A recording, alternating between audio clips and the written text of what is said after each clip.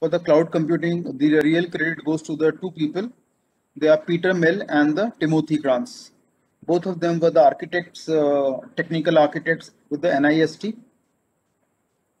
And in 2011, they coined the term or the definition of the cloud computing. So real credit goes to these people. And if you see the literature, the concept came much more earlier. But proper technical definition was first introduced by these two people. What cloud computing is all about. Now, this definition is very important for the understanding of the cloud computing. It runs into 6 lines, but it is very carefully drafted. So we say cloud computing is a model for enabling convenient on-demand network access to a shared pool of configurable computing resources, example networks, servers, storage, applications and services that can be rapidly provisioned and released with a minimal management effort or service provider interaction. Now, more you go into the cloud computing, the more vertical depth you go into the cloud computing, this definition will become much more important to you. You will try to understand each and every word that has been carefully drafted by NIST, the National Institute of Standards and Technology, into the cloud computing. Now let's pick up some of the words which are important to us. We say on-demand network access. So when we talk of the word cloud computing, we are actually not computing anything. So we are not going to perform any mathematical calculation like addition, subtraction, multiplication or division. What we are actually referring to is when the customer demands the resources, then he should be provided with the resources. So we say on demand means once you demand it, the resources should be provided to it. And the resources should be provided over the network. So we are talking about the wired and the wireless network. Access should be provided from a shared pool.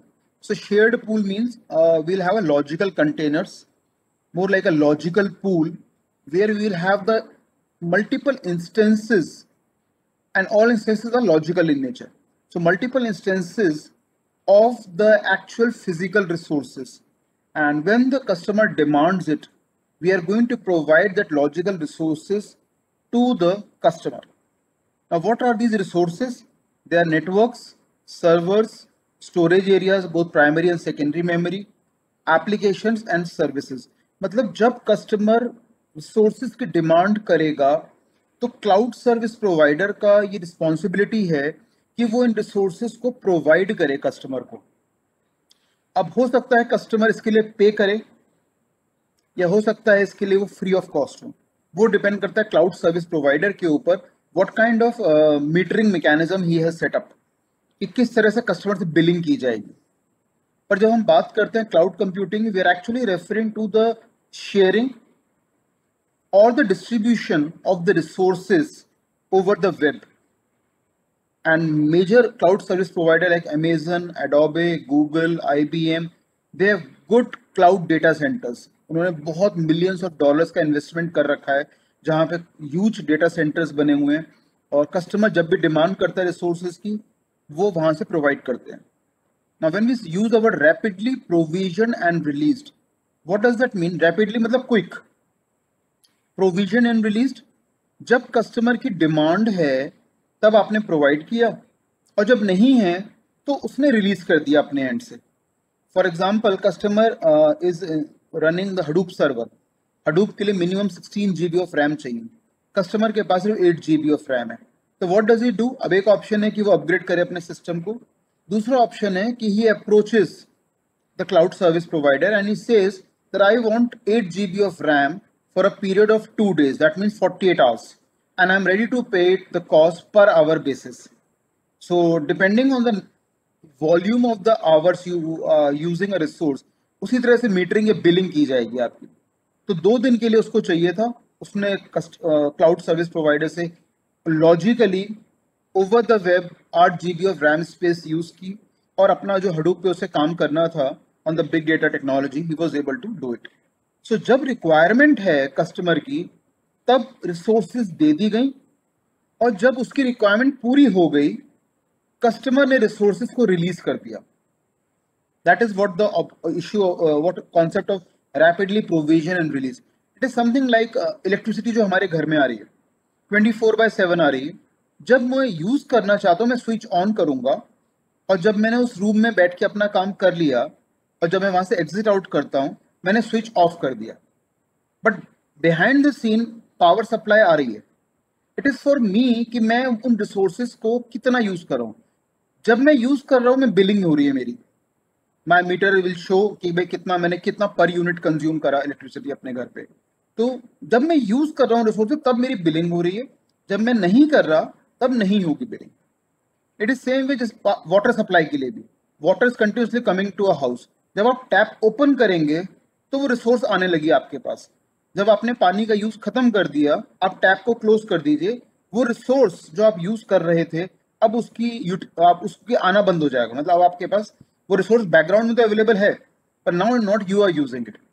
अब ये तो resources हम electricity और water की जो बात की हमने, ये हमने laws tangible assets, physical assets की बात करी। पर आईटी इंडस्ट्री में, कंप्यूटर साइंस में, यहाँ हमें पता सारे रिसोर्सेज लॉजिकल इन नेचर है। तो flash memory, cache memory, RAM, primary memory, secondary memory, network, storage, routers, switches, gateways. Router, switches, gateways network resources में आते हैं। इन ये टेंजिबल एसेट्स है, पर बाकी सब तो हमारे लॉजिकल रिसोर्सेज है जहां पे हम इंस्टेंसेस क्रिएट करेंगे और यूजर को प्रोवाइड करेंगे over the web. So network holds a very important role in the cloud computing domain. अब तीन पैराडिम्स हैं यहाँ पर, software as a service, platform as a service and infrastructure as a service. सबने पढ़ भी लिया होगा, I think every one of you would have gone through it कि व्हाट दीज सर्विसेज आर। अब यहाँ सर्विस का क्या मतलब है? सर्विस का मतलब ये है कि कोई किसी को कुछ प्रोवाइड कर रहा है। दैट मीन्स कि जो क्लाउड सर्विस प्रोवाइडर्स हैं they are providing some service to the customers. जो हम लोग हैं एंड यूजर्स हैं, they are providing the resources to us. तो we are demanding a service and they are providing a service. So they are the cloud service providers. कितनी service provide करेंगे, किस level पे सर्विस प्रोवाइड करेंगे, service की cost क्या होगी, वो डिपेंड करता है कस्टमर के ऊपर कि क्या रिसोर्सेज वो डिमांड कर रहा है। So what we say, the capability provided to the consumer is to use the provider's application running on the cloud infrastructure.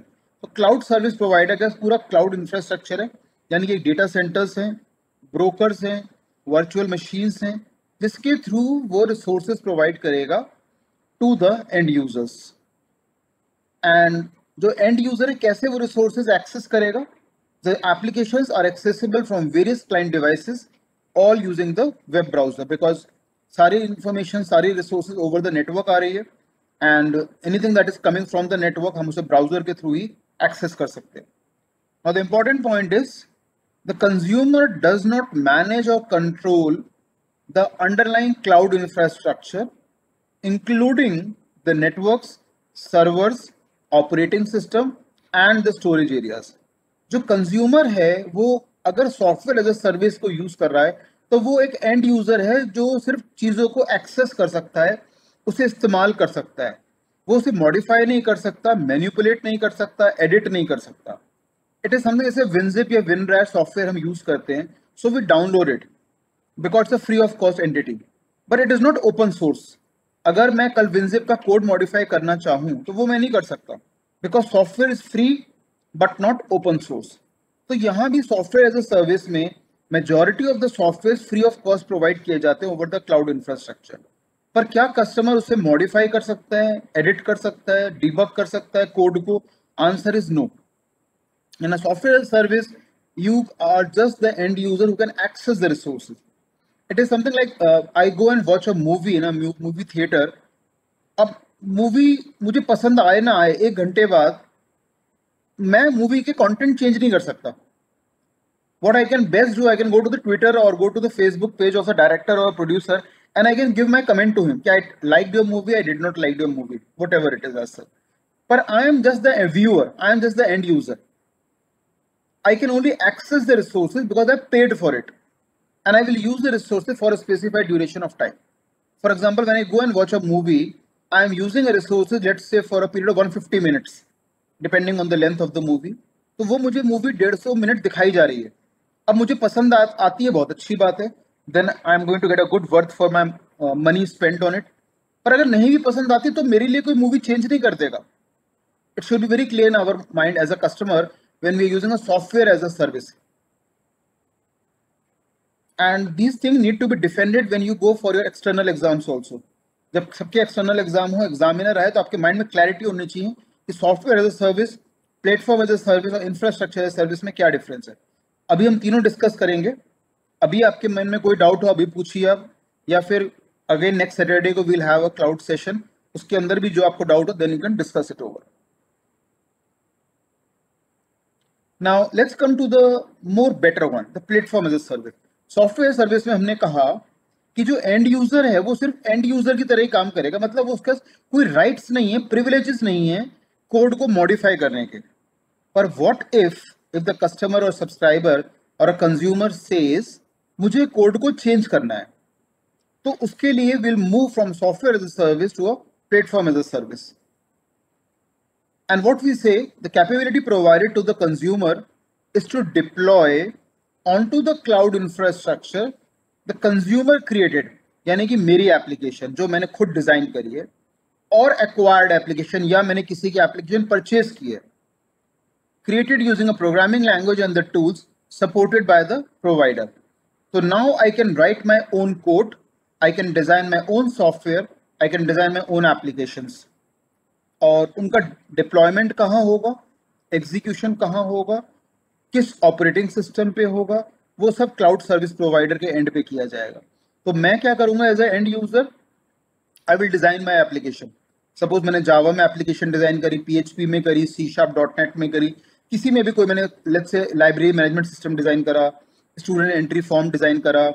अब जैसे आजकल एडमिशन हो रहे हैं, हर यूनिवर्सिटी में होंगे, तो एडमिशन सिस्टम डिजाइन करा। तो कोड जो मैंने लिखा Java, PHP, C sharp dot net या किसी भी प्रोग्रामिंग लैंग्वेज के अंदर, तो मैंने अपने एंड पे लिखा। लेकिन मैं चाहता हूँ सब लोग इस कोड को एक्सेस करें, तो मुझे किसी सर्वर पे डिप्लॉय करना पड़ेगा, वेब सर्वर पे। तो वेब सर्वर अब कहाँ से आएगा, उसके लिए मैं क्लाउड सर्विस प्रोवाइडर के पास गया। तो वहाँ पे उनसे मैंने कहा, लेट अस से कि मैंने कोड जावा में लिखा है, तो मैंने उनसे कहा कि आप मुझे अपैचे टॉमकैट सर्वर प्रोवाइड करिए, या बीए का वेब लॉजिक सर्वर प्रोवाइड करिए, या जे बॉस प्रोवाइड करिए, बिकॉज इन सब के ऊपर जावा का कोड डिप्लॉयड हो जाता है वेब बेस्ड। तो I demanded the servers from them, and I also demanded कि अंडरलाइंग ऑपरेटिंग सिस्टम कौन सा होना चाहिए, maybe the proprietary like Windows operating system, या फिर ओपन सोर्स में लाइनेक्स है, फेडोरा है, गेंटू है, सेंट ओएस है, बहुत सारे ऑपरेटिंग सिस्टम। तो मैंने उनसे रिसोर्सेज की डिमांड करी। तो उन्होंने मुझसे क्या कहा कि भाई अब जैसे अगर हम अपनी यूनिवर्सिटी में एडमिशन सिस्टम का देखें, एक काउंसलिंग का सॉफ्टवेयर बनाया हमने, और हमने कहा कि इसके थ्रू ऑनलाइन काउंसलिंग कराएंगे। बहुत अच्छी बात है, जेई मेन का जब भी एग्जाम होगा, रिजल्ट आएगा, बीटेक के लिए स्टूडेंट्स अप्लाई करेंगे। तो हमने कहा कि भाई जावा के थ्रू हमने ऑनलाइन काउंसलिंग सॉफ्टवेयर डिजाइन करा, और हमने उसे 1 अगस्त से, रादर 1 अगस्त तो लेट हो गया, 1 जून से लाइव कर दिया। Now the student can log in, because previous year के जो जेई क्वालिफाइड है या जो जनवरी फरवरी में दे चुके हैं जेई मेंस के, वो उसमें लॉग इन कर सकते हैं। तो व्हाट वी सेट कि हमने जून, जुलाई, अगस्त, सितंबर 4 महीने काउंसलिंग होगी, 4 महीने के लिए अपने सॉफ्टवेयर को वेब सर्वर पे डिप्लॉय कर दिया। अब कहाँ है ये वेब सर्वर, मेरे एंड पे नहीं है, मैं क्लाउड सर्विस प्रोवाइडर के पास गया, यानी कि एडोबे, मे बी गूगल और द आईबीएम, जो बिग टॉप नॉच कंपनीज है, Microsoft, they have set up cloud infrastructure.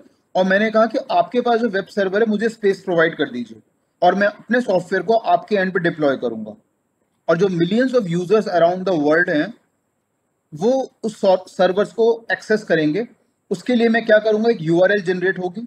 तो अर्नेट एक है गवर्नमेंट ऑफ इंडिया की कंपनी, what they do, they contact the ICANN, Internet Corporation for assign names और number, और एक डोमेन नेम जनरेट किया जाएगा, जिसकी हेल्प से millions of user around the world can now access my online counselling web based software, जो cloud service provider के end पे डिप्लॉय किया जाएगा, एग्जीक्यूट किया जाएगा। तो अब कोड तो हमारा है, लेकिन डिप्लॉयमेंट कहां पर है, at the cloud service provider set, and the consumer does not manage or control the underlying cloud infrastructure. अब जो ऑपरेटिंग सिस्टम है मेरा नहीं है, क्लाउड सर्विस प्रोवाइडर मुझे प्रोवाइड कर रहा है। जो उसके अंदर वेब सर्वर्स हैं वो भी सारे वो प्रोवाइड कर रहा है। तो मैं क्या कर रहा हूँ, मैंने कोड लिखा है, कोड एडिट करा, डीबग करा, मॉडिफाई करा और अपने कोड को क्लाउड सर्विस प्रोवाइडर के एंड पे जाकर डिप्लॉय करा। तो जो फाइनल अंडरलाइंग रिसोर्सेज है, इंफ्रास्ट्रक्चर है, वो क्लाउड सर्विस प्रोवाइडर प्रोवाइड करेगा। मैं as a end user, I am a coder, मैं एक प्रोग्रामर हूँ, मैंने खुद कोड लिखा है और फिर जाके मैंने उसको डिप्लॉय करा है। So that serve as a concept of the platform as a service. Then come the last one. इसके अलावा तो बहुत सारे बन गए, डेटाबेस एज सर्विस भी बन गया है, पर तीन मेजर कैटेगरीज यही हैं। Infrastructure as a service.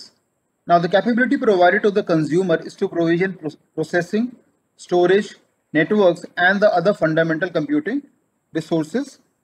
And the consumer is able to deploy and run the arbitrary software. Arbitrary software का मतलब जो भी उसमें सॉफ्टवेयर बनाया है, he can now run an application on our resources जो cloud service provider provide कर रहा है, which can include the operating system and many other application. But the most important point, the consumer does not manage or control the underlying cloud infrastructure. तो यहाँ भी वो control नहीं करेगा, but he can have his own operating system now. So, but has a control over the operating system. He can have the control over the primary and secondary storage areas. He can control the deployed application and possibly limited control over the selected networking component. तो अगर मुझे अपने and पे router, switches, gateways खरीदने की जरूरत नहीं पड़ेगी, directly I can log into it, the application, log into the systems and can access the resources.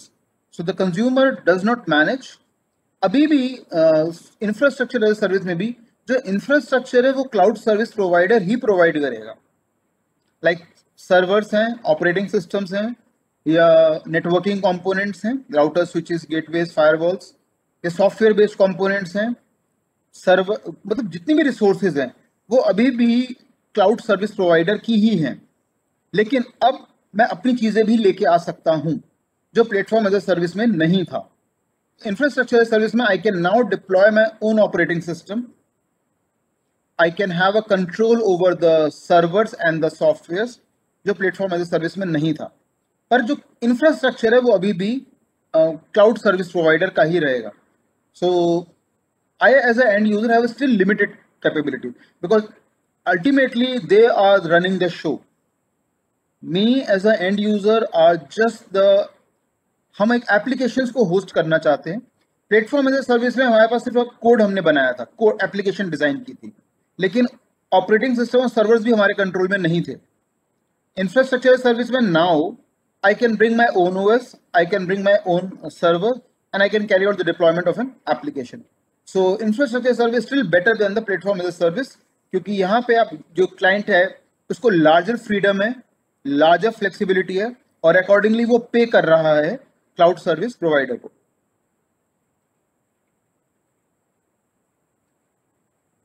So that's the most important point in this entire infrastructure as a service. Now, when we talk of the word cloud computing, जो general myth आता है, lot of computing is involved, where in reality कोई भी ऐसी computing इसमें नहीं है। कोई मैथमेटिकल ऑपरेशन नहीं करना, कोई डिफरेंशिएशन, इंटीग्रेशन नहीं करना, कुछ नहीं करना ऐसा। What reality is all about, it's the efficient allocation, management and the distribution of the computing resources.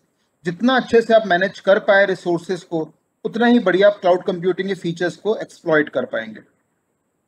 So now resources could be many, like storage space है, प्राइमरी और secondary storage space, the CPUs, number of CPU can grow exponentially, the servers like Windows, Apache, MySQL and PHP server और LAMP server use कर सकते हैं, Linux, Apache, MySQL and PHP और the Apache Tomcat server, सारे servers provide करते हैं service providers.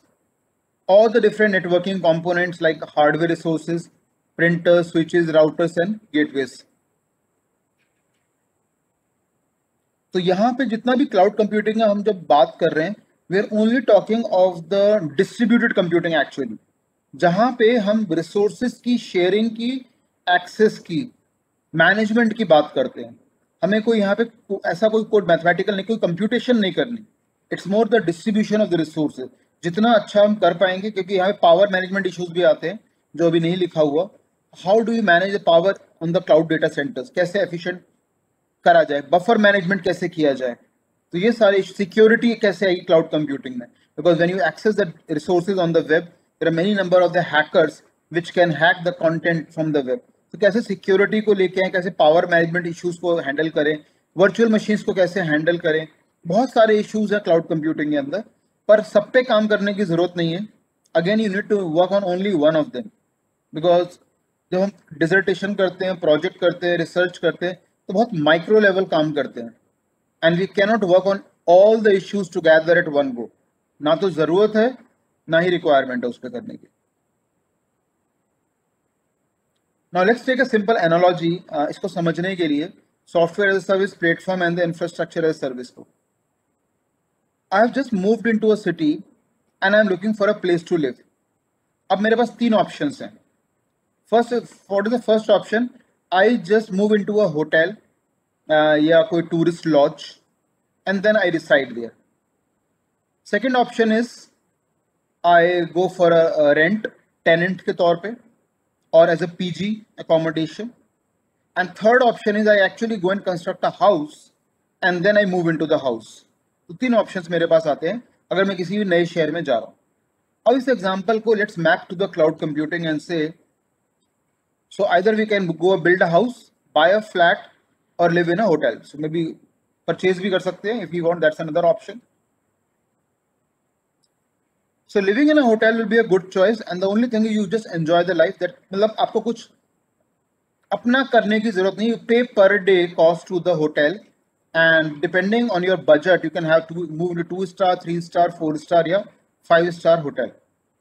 So there is nothing you can do with the house except living in it. तो आपको जैसा होटल चाहिए आपको वैसी अकोमोडेशन मिल जाएगी and you start living into it. If you have got a good budget you can move into a higher end hotel. नहीं budget आप लो and में मूव करिए, पर आप ना रेंट ले रहे हैं में मूव कर रहे हैं, ना पीजी अकोमोडेशन ले रहे हैं, ना you are purchasing any flat. दूसरा ऑप्शन है कि जहां पे I go for purchasing a flat, even when I either I live in a hotel or I live as a PG, both the examples fall into a category of software as a service, where I am the end user who is just receiving the resources. I cannot dictate the resources. As a PG accommodation, आप landlord को ये कह नहीं सकते कि भाई मेरे लिए हिसाब से एसी को चेंज कर दें या टेलीविजन, क्योंकि जो उसने आपको शुरू में इंफ्रास्ट्रक्चर दिखाया था उसी के हिसाब से आपकी बिलिंग शुरू हुई थी। So in both these cases, they fall into a category of a software as a service. But yes, if I purchase a flat, I can still customize some part of it, though I cannot change the original structure of the flat. But now on my need and requirement, I can buy a refrigerator or a television, और जब even sofa sets, और जब जहाँ जिसकी चाहिए मैं उसको वहाँ पे place कर सकता हूँ। So second option जो आता है कि when you buy a flat, at least you have a larger say in the things, and then you can control many of it. You cannot change the infrastructure. जो walls हैं, जो settings हैं, वो तो हार्डवेयर लेवल पे रहेंगी, पर जो आपके अपनी रिसोर्सेज हैं जो आप यूज करना चाहते हैं, where to set the dining table, where to put up a refrigerator, where to install the television set, वो आपका से रहेगा। So that is what the analogy maps for platform as a service, कि जो underline cloud infrastructure है वो तो cloud service provider provide कर रहा है, पर आपको फ्रीडम दी गई कि now you can write your own code and deploy eight the cloud service providers and. And the last option, the infrastructure as a service, where you take the headache, you actually purchase a plot of land, आप architect को call करिए, blueprint design करिए, and then you actually go and build a house. That means you are taking the entire headache on your own head to make sure that you have a comfortable living in a city. So these three examples map to our software as a service, platform as a service, and the infrastructure as a service. And I think that should give a larger clarity in the mind of everyone कि इन services का फायदा क्या है, इन services का objective क्या है। Service मतलब cloud service provider service provide कर रहा है और हम एज ए एंड यूजर उसको यूज कर रहे हैं, और हमारी मीटरिंग या बिलिंग उसी तरह से होगी जैसे हम हर सर्विस को यूज कर रहे हैं। जैसे अगर दिल्ली में अगर हम रह रहे हैं तो 200 यूनिट कॉस्ट तक बिल्कुल पावर फ्री है, तो जो बिल आता है वो ऑलमोस्ट जीरो आता है, though the still customer is still using the resources. तो जैसे जैसे अब यूपी में अगर मूव करेंगे तो यहाँ पे हायर कॉस्ट है रिसोर्सेज की, means when we talk about the power resources as such. तो यहाँ पे जो कस्टमर रिसोर्स यूज कर रहा है वो हायर कॉस्ट पे कर रहा है। तो जैसे हम रिसोर्सेज को यूज करेंगे, जितनी देर के लिए यूज करेंगे, अकॉर्डिंगली बिलिंग होती रहेगी। For example if I got 2 ACs तो मेरा बिल उसी तरह से आएगा। मेरे घर में अगर 3 एसीज हैं तो अकॉर्डिंगली बिल आएगा। ये कितने घंटे में रन कर रहा हूँ उन्हें, 2 घंटे, 4 घंटे, 6 घंटे, अकॉर्डिंगली वो मेरा बिल आता रहेगा। सेम हम क्लाउड में यूज करते हैं, जितनी देर के लिए हम रिसोर्सेज को यूज करें। अब रिसोर्सेज हमारी यहाँ पे क्या है, सर्वर्स हैं, ऑपरेटिंग सिस्टम्स हैं, प्राइमरी मेमोरी है, सेकेंडरी मेमोरी है, नेटवर्किंग कंपोनेंट्स हैं लाइक राउटर्स हैं, स्विचेस हैं, गेटवेज हैं। जितना भी हम रिसोर्सेज को प्रोवाइड कर सकते हैं ऑन द वेब, सब कुछ प्रोवाइड करा जाता है इंक्लूडिंग द डेटाबेसेस, जिससे कि कस्टमर है एंड यूजर्स को परचेज ना करना पड़े, और वो ऑन डिमांड बेसिस, मतलब जब उसकी रिक्वायरमेंट है तब उन रिसोर्सेज को वो एक्सेस कर सकता है, शेयर कर सकता है। Now, cloud computing has introduced a concept called virtualization, because हम इन रिसोर्सेज को प्रोवाइड कैसे करें, तो हमें उनके इंस्टेंसेस क्रिएट करने, बिकॉज हमारे कंप्यूटर साइंस में तो सब कुछ इंस्टेंसेस क्रिएट करते हैं। We create a logical instances of the resources, और फिर उसके बाद उन इंस्टेंसेस को एंड यूजर को शेयर करते हैं, उसको प्रोवाइड करते हैं। अभी कैसे होगा सब कुछ, उसके लिए वर्चुअलाइजेशन का कॉन्सेप्ट आया। So virtualization is a ability which allows the sharing the physical instance of a single application or resources among the multiple organization or the user। तो एप्लीकेशन तो एक जगह ही चल रही है, एक ही जगह डिप्लॉय करेंगे, एक ही जगह रन करेगी, लेकिन अब उसके मल्टीपल लॉजिकल इंस्टेंसेस को क्रिएट किया जाए, और फिर उनको जब जब नया नया क्लाइंट आया उसको हम उस एप्लीकेशन की एक एक इंस्टेंस देते रहे। And that is possible using a concept called the virtualization. और कस्टमर को कभी पता नहीं चलेगा कि हम ऐसा कर रहे हैं, ही विल जस्ट थिंक ये एप्लीकेशन उसी के लिए रन की जाएगी।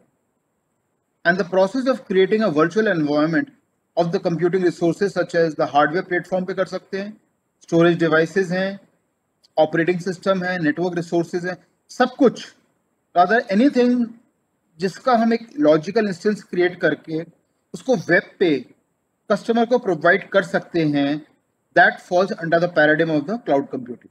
So cloud here actually means over the broad internet access, मतलब एक बहुत बड़ा वेब है, रियलिटी में है भी वो, और डिफरेंट डेटा सेंटर्स बने हुए हैं, मल्टीपल जो बड़ी बड़ी कंपनीज हैं वो उन्हें कंट्रोल कर रही हैं, और हम as a end user web के थ्रू क्लाउड सर्विस प्रोवाइडर से रिक्वेस्ट करते हैं कि आप हमें अपने ह्यूज इंफ्रास्ट्रक्चर से छोटी छोटी रिसोर्सेज को दीजिए, और अकॉर्डिंगली वो बिलिंग हमारी शुरू करता है। Now let's look for the concept of virtual machine, because हम क्लाउड से में से यूज करेंगे। So virtual machine was first introduced by Popek and Goldberg, और ऑब्जेक्टिव क्या है, efficient isolated duplicate of a real computer machine. मतलब look at the mindset of these people कि दे रियलाइज इट कि अगर रिसोर्सेज एक जगह पे होंगी तो वहीं पे जो लोग हैं वो यूज कर पाएंगे, पर अगर हम उन रिसोर्सेज के लॉजिकल इंस्टेंस क्रिएट करके ओवर द वेब लोगों को शेयर करें, तो जो जहां बैठा है वो वहीं से रिमोट प्रोसीजर कॉल्स के थ्रू उन रिसोर्सेज को एक्सेस कर सकता है। So they were really ahead of their times कि they were able to think this concept and actually carried out the execution.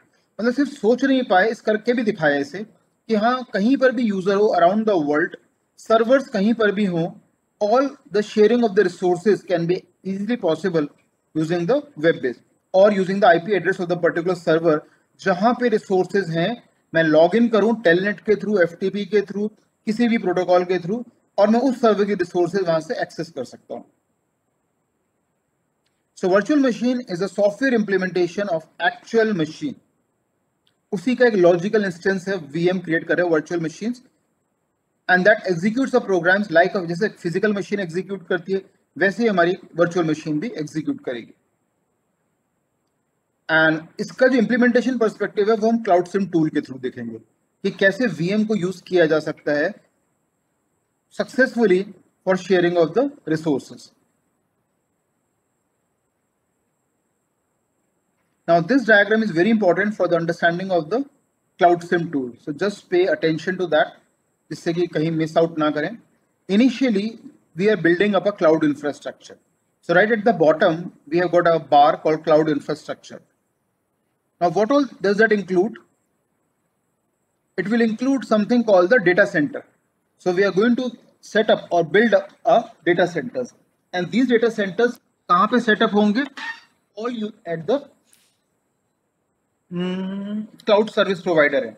So he is going to build up a huge data center.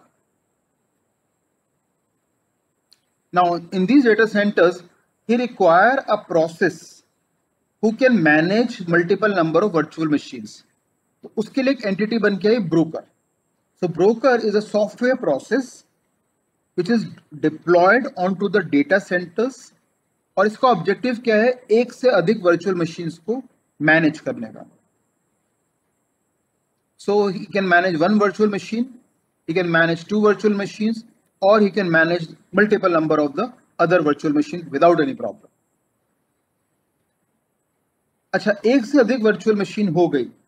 Now we require array list या एक virtual machine list जहां पे सभी virtual machines की information को archive किया जाएगा, उनको रखा जाएगा.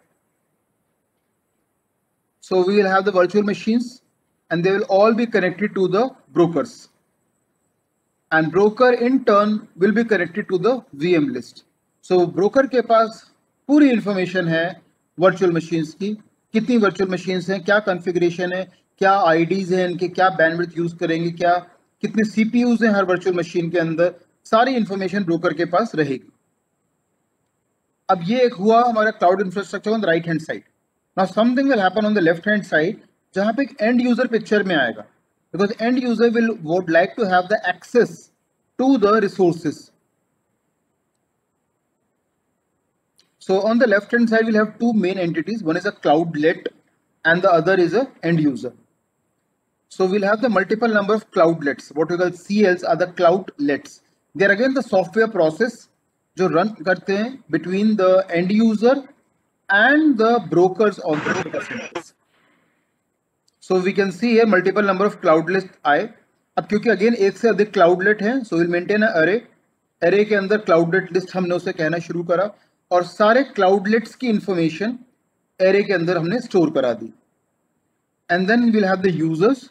So user 1 is a U1, user 2, user 3, user 4, multiple number of user आ सकते हैं and they will coordinate.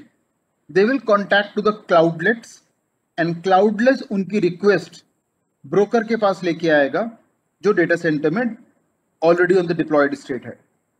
So will have multiple number of cloudlet on the left hand side and उनकी सारी इंफॉर्मेशन स्टोर होगी cloudlet list के अंदर and the user will coordinate and contact one cloudlet और वो cloudlet उसकी request को आगे फॉरवर्ड करेगा and then depending whether the request is genuine or not because what the user is demanding Cloudlet will have to first of all authenticate it before it will forward the request to the data center. So it will authenticate it and then verify करेगा. Let's just say it is demanding कि मुझे 80 GB of RAM space चाहिए और उतनी उसके पास नहीं है अभी हमारे क्लाउड सर्विस प्रोवाइडर के पास, तो हम ऐसी रिक्वेस्ट को फॉरवर्ड ही नहीं करेंगे ब्रोकर को. क्लाउडलेट खुद ही डिनाई कर देगा रियल टाइम सिनारियो में कि the resources which you are demanding can not be fulfil the request right now. So you will have to wait and वो wait time बताएगा और उसके बाद दोबारा आप उसको रिक्वेस्ट कर सकते हैं. So Cloudlet will authenticate in the real time जो भी रिक्वेस्ट यूजर से आ रही है उसके बाद ही उसे डेटा सेंटर्स को फॉरवर्ड किया जाता है. So Cloudlet play a very important role in the management of all the resources being shared by the data centers.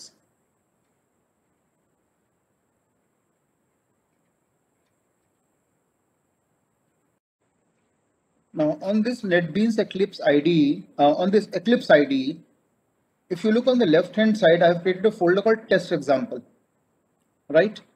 Now within that source, I created a package called pack1 and then I'm using the same file which I've downloaded from their portal, cloudsimexample1.java. This is the same file I'm using it, right? Now the point will come from where these resources will come, from where these packages will come. Like import cloudbus.cloudsim.cloudlet, import org.cloudbus.cloudsim. So what we have to do, we have to go on the web and download a library. So here I'm using the CloudSim 4.0.jar file. So we need to download this library from the web and integrate it into our project, which we have created on the NetBeans or the Eclipse. So how will the file structure look like? Let's say on the test example, package, you can give any name from your own choice. Let's keep the program name same, CloudSim example 1.java. And this is something which you need to download it and include as a part of your project. Now let's come to the code so that the understanding becomes simple. Initially, so it's all importing the packages, so nothing to discuss in this. Will directly come from the line number 42, where we say public class CloudSim example 1.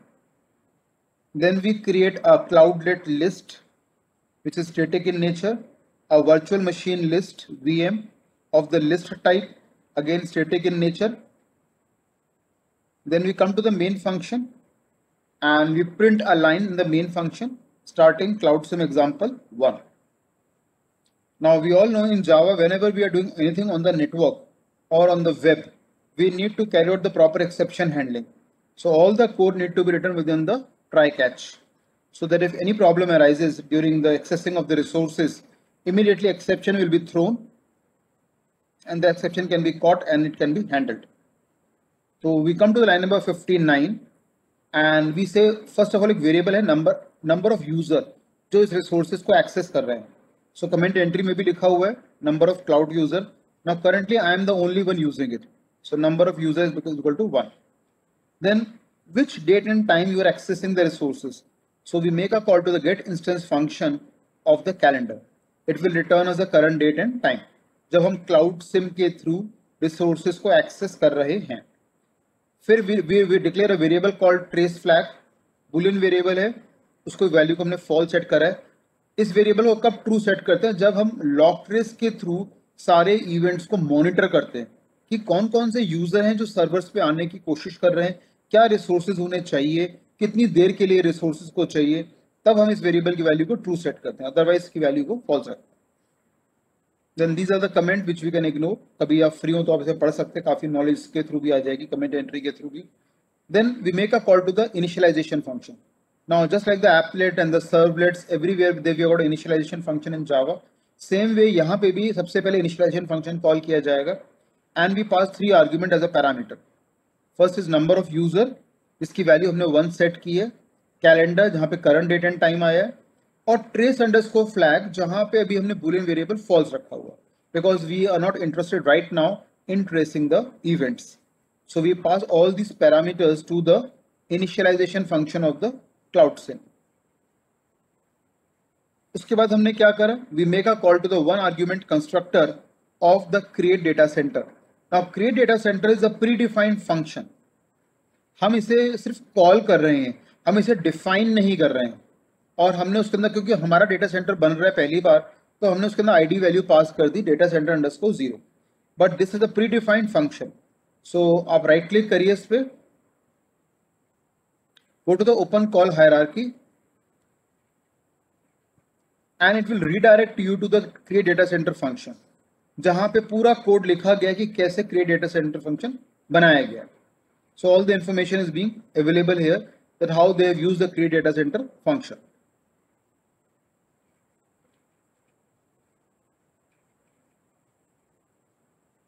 So her function का पूरी एक listing है, पूरा उसका structure available है, पूरा उसका code available है, जिससे कि मतलब यूजर को कहीं भी कोई प्रॉब्लम ना आए उसको एक्सेस करने में और उसको समझने के अंदर. So all these functions have been defined. Now let's come back to our,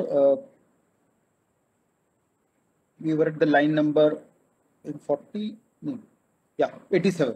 So we create data center function, we make a call to create data center function and then pass the ID data center 0. If this function is successful in creating a data center, it will return us a data center class reference variable called data center 0. तो data center 0 के अंदर हमारे पास सारी information आ गई, data center जो नया create हो रहा है at the cloud service provider end. Then we go and create a broker. So we make a call to the create broker function. Broker हमने क्या डिस्कस किया था? Broker was a software process which was running on the cloud infrastructure to manage the virtual machines. Virtual machines को otherwise manage कौन करेगा? So we require a software process जो एक virtual machine है, दो वर्चुअल मशीन है, तीन virtual machine है, कितनी वर्चुअल मशीन है, और ये वर्चुअल मशीन अपने आप में कितनी रिसोर्सेज को शेयर करेंगी. तो इन सबको मैनेज करने के लिए we require a software process, इस हमने कहा ब्रोकर का नाम दिया. So we go and create a broker. अगर ये सक्सेसफुल हो गया, it will go and create a data centre broker class reference variable call the broker, and then एक इनबिल्ट आईडी दिया जाएगा इस ब्रोकर को.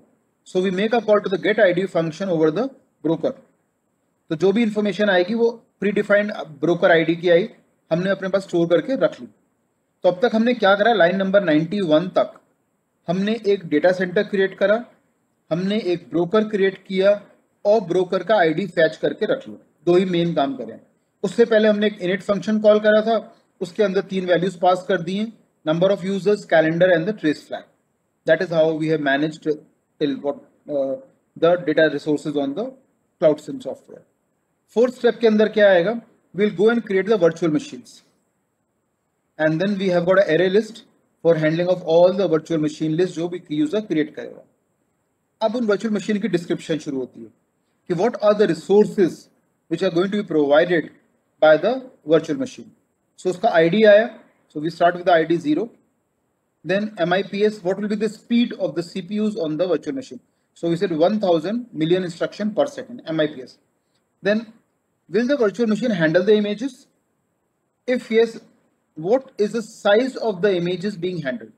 So depending on your requirement, आप इससे let's say 10,000 की जगह मैंने कहा 100 MB, क्योंकि रिसोर्सेज का क्रंच है तो I've reduced.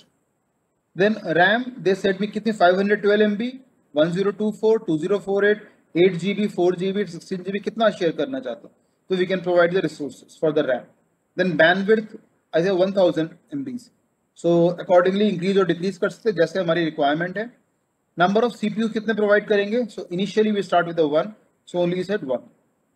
Then virtual machine manager VMM, तो जो भी हम जिस अपने suppose this is what my proposed lab is, Swinger lab. So हमने अपनी लैब या अपने इंफ्रास्ट्रक्चर जिसमें हम बना रहे हैं, जिसे हम क्रिएट कर रहे हैं, उसका हम यहाँ पे नाम दे सकते हैं. So Swinger lab at USICT. So I have given my own virtual machine manager name. तो अब ये अभी तक हमने क्या करा है? We have specified the values to the different variables. Now we need to pass these as a parameters to the virtual machine. तो हमने क्या करा? We have made a call to the constructor of the virtual machine class. So we say VM is equal to new VM.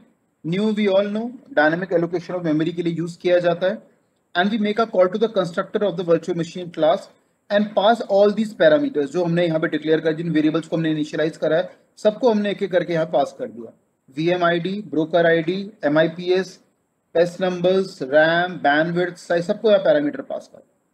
Virtual machine create होने के बाद उसकी information कहाँ पर आ गई हमारे पास? Virtual machine class reference variable, the name is VM. Now we add this VM to the VM list.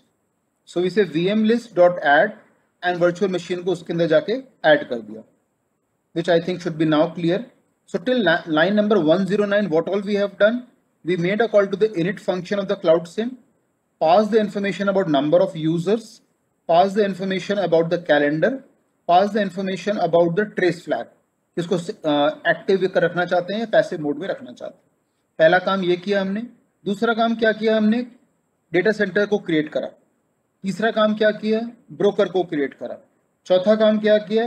Broker का जो आईडी था वो by default cloud sim software generate देगा, तो हमने उसको फैच कर दिया. नेक्स्ट हमने क्या करा?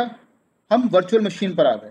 फिर हमने वर्चुअल मशीन के डिफरेंट वेरिएबल्स जो हैं, जितने पैरामीटर्स हैं, उनको वैल्यूज असाइन करना शुरू करा डिपेंडिंग ऑन कितनी रिसोर्सेज हम अपने क्लाउड डेटा सेंटर से प्रोवाइड कर सकते हैं. सो वी कैन इंक्रीज और decrease them as per our requirement. Then we made a call to the constructor of the virtual machine class और सारे पैरामीटर्स हमने यहाँ पर पास कर दिए. सक्सेसफुल हो गया हमारा constructor execution. So it will make up जो इन्फॉर्मेशन आएगी VM में अंदर आ गई. फिर हमने क्या करा? VM लिस्ट के अंदर इस VM को ऐड कर दिया. So vmlist.add and the virtual machine. Now what we do next, जो वर्चुअल मशीन लिस्ट क्रिएट हो रही है, पॉपुलेट हो रही है, अभी तो एक ही वर्चुअल मशीन की इंफॉर्मेशन है, पर और एग्जांपल्स में जैसे जैसे बढ़ेंगे हम, 2 वर्चुअल मशीन बनेगी, 3 वर्चुअल मशीन बनेगी, 4 वर्चुअल मशीन बनेगी, तो सबको हम ऐड करते जाएंगे by making a call to the add function of the VM list.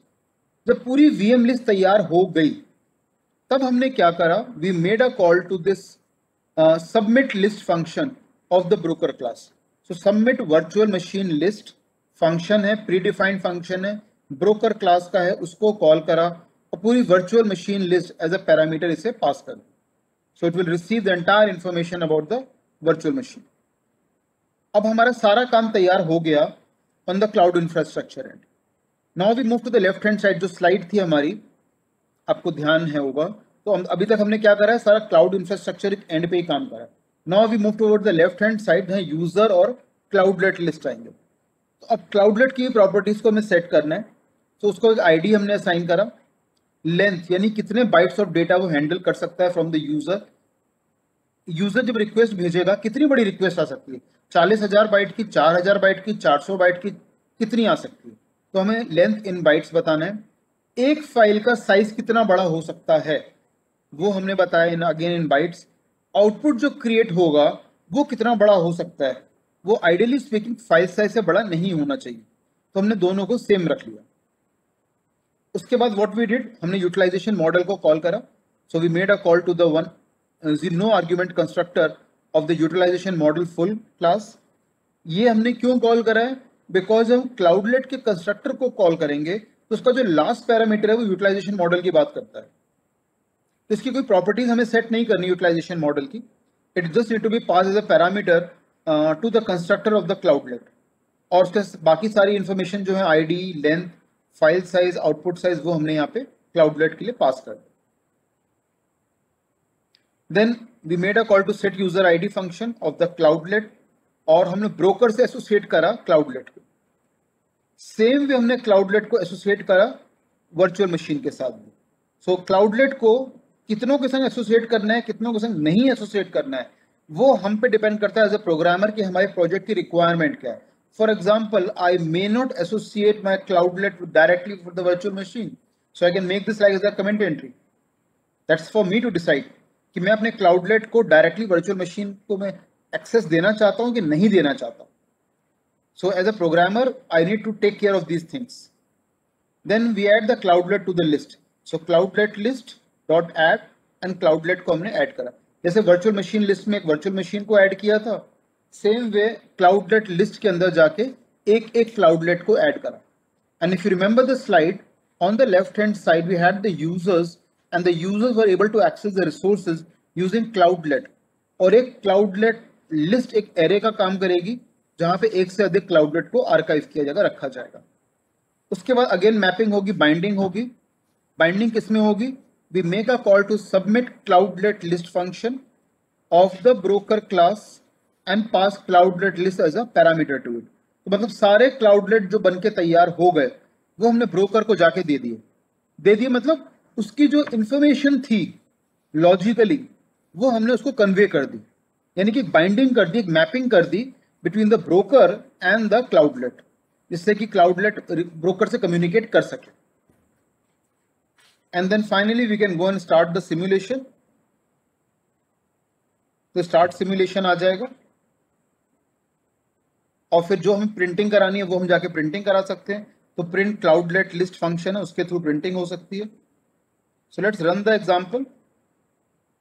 जैसे हम जावा के कोड एग्जीक्यूट करते हैं, you keep the cursor on the program, right click करिए and run as Java application.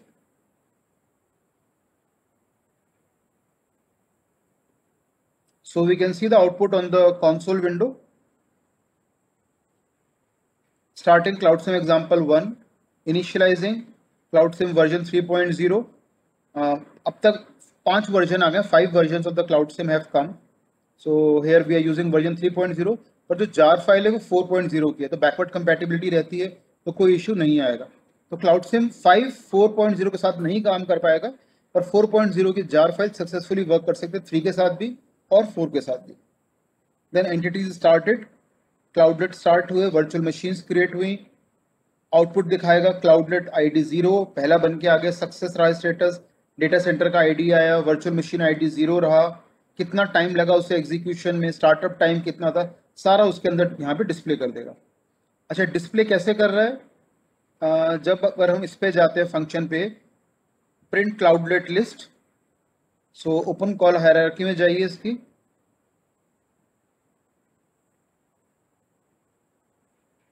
तो यहाँ पे इसमें पूरा प्रिंटिंग का पूरा दे रखा है, log dot print line, output cloudlet ID, indent status, data centre ID जो क्रिएट होगा, वर्चुअल मशीन आईडी जो क्रिएट होगा, स्टार्ट टाइम कितना रहेगा, फिनिश टाइम कितना रहेगा, तो सब यहाँ पे इस फंक्शन के अंदर डिफाइन है प्रिंट क्लाउडलेट लिस्ट के अंदर, तो इसी को कॉल कर रहे हैं।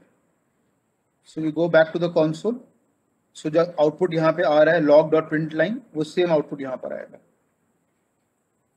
So majority of the code is predefined, inbuilt, and what I want every one of you to just go through it.